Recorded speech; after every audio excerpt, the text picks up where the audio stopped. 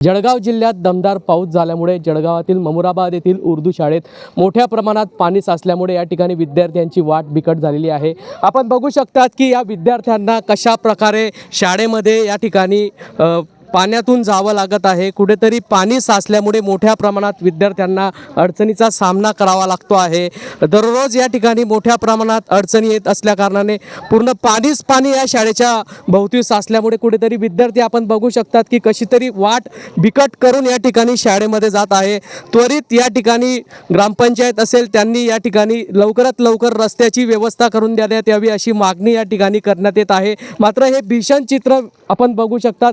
या संदर्भातली बातचीत करण्यासाठी आमच्यासोबत शाळेचे मुख्याध्यापक आणि काही जे शिक्षक आहेत आपण त्यांच्याकडून या ठिकाणी जाणून घेणार आहोत की नेमकी काय समस्या त्यांना आहे। मात्र कुठेतरी अडचणीचा सामना या ठिकाणी विद्यार्थ्यांना करावा लागतोय। शाळेचे मुख्याध्यापक आहेत आपल्यासोबत। सर काय सांगणार, काय अडचणी येत आहेत आपल्याला?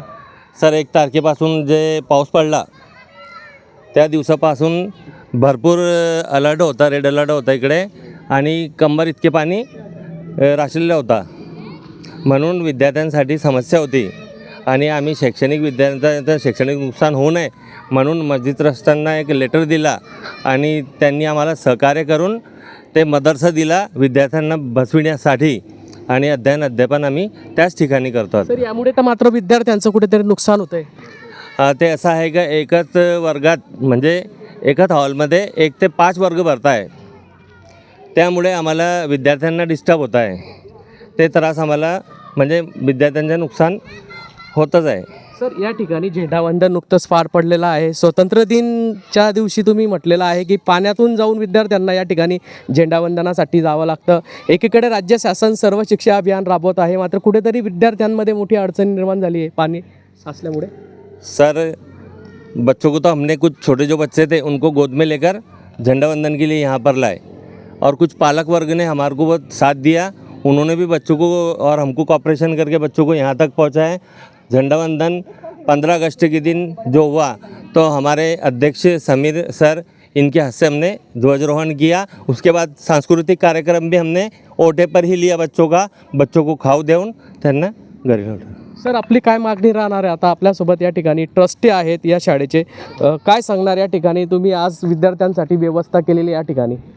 आम्हाला एकच सांगायचं आहे की आम्हाला ज्या शाळेत शिकत आहे विद्यार्थी त्यांना त्यांची शाळा परत भेटावी आणि त्यांना जाण्यासाठी रस्तासुद्धा करून द्यायला पाहिजे, इतकी मागणी आमच्याकडे सरकारकडे आहे।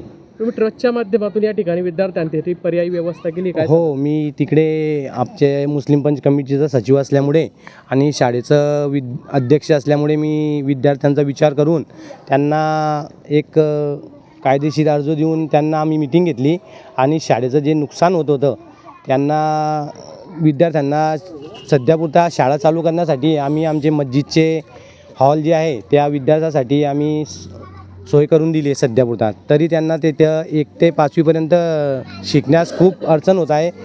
पहिलीच्या मुलीला आणि 5वीच्या मुलांना सोबत शिक्षण भेटतं आहे म्हणून त्यांचं भरपूर नुकसान होतं आहे। सर आपण काय सांगणार? आपल्यासोबत काही पालक देखील आहेत। आपल्या मुलांना तुम्ही शाळेत पाठवताय, मात्र कुठेतरी अडचणीचा सामना करावा लागतोय। काय अडचण निर्माण झाली आहे? आम्हाला फक्त हे रोड पाहिजे तयार करीसन, बस खलास पोरांकरता त्यांचं शिक्षण बुडून राहिलं आहे, त्याच्याकरता हे रोड आम्हाला पाहिजे करीसन। किती दिवसापासून चाललं आहे सर? हे 1 महिना 2 महिन्यापासून चालला आहे रोडाचा हे प्रश्न हे आहे। त्याच्यामुळे हे पोरं शाळा द्यायला हे करताय, त्याच्यामुळे मदरशामध्ये पोरांना पाठवायला देतं आम्ही तिकडे, मग इकडे आज हे नाही होत आहे। त्याच्याकरता आम्ही सांगताय का हे रोड आम्हाला काही ना काही करीसन टाकून द्या आपण बस। बेटा आप क्या कहना चाहोगे? आप स्कूल में पढ़ते हो, इस तरह से यहाँ पे क्या दिक्कतें आ रही है? हमको पानी में जाना सब कीचड़ हो रहे हैं, हम पाव भर रहे हैं, हमारे यूनिफॉर्म भी खराब हो रहे हैं, तो हमको जाने के लिए रोड बना दो। कितने दिन से चालू है? 1 महीना 2 महीने स्कूल में जाते जाते क्या दिक्कतें आती है आपको?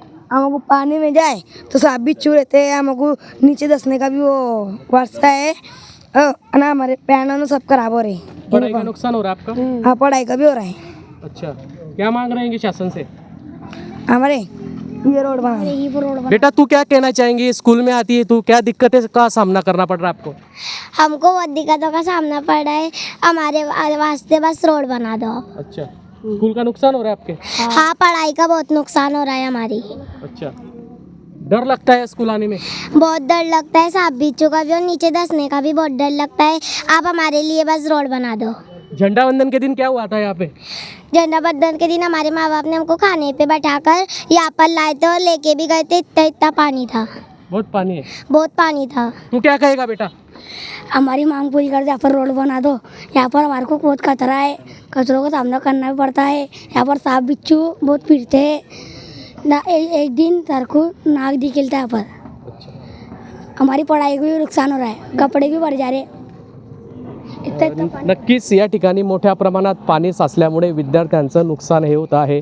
राज्य शासन सर्व शिक्षा अभियान राबवत आहे. माडे कुठेतरी या ठिकाणी विद्यार्थ्यांसाठी जर रस्त्याची व्यवस्था केली तर बरं होईल अशीच मागणी या ठिकाणी पालक असेल, शिक्षक असेल त्यांनी केलेली आहे. मात्र विद्यार्थ्यांना आपला जीव मुठीत घालून कुठेतरी या ठिकाणी या शाळेत यावं लागतं आहे.